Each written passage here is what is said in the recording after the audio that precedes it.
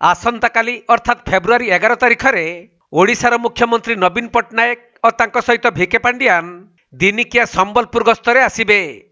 तेणु सेथिपाई जोरसोर प्रस्तुति चली। तेबे रेढ़ाखोल निर्वाचन मंडलीर चारमाल ठारे अनुष्ठित हेबाकु थिबा केन्दुपत्र कर्मचारी संघर महासमावेश कार्यक्रम में जोगदेबे मुख्यमंत्री।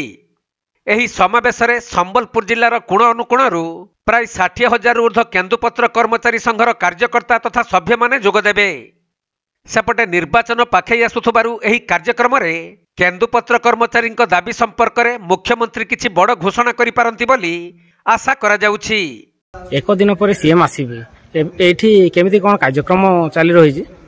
देखु 11 तारिख दिन मुख्यमंत्री आसबार कार्यक्रम अच्छी ओडिशार माननीय मुख्यमंत्री नवीन पट्टनायक आसबार कार्यक्रम रही।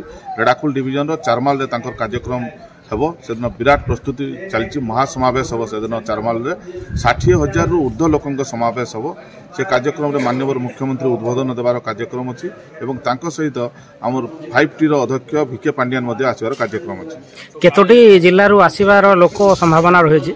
आमर एटा जिला तो नुहे, जेहेतु ओडिशा केन्दुपत्र कर्मचारी कार्यक्रम एटा प्राय 14टा डिविजन रु आसबार कार्यक्रम अच्छी।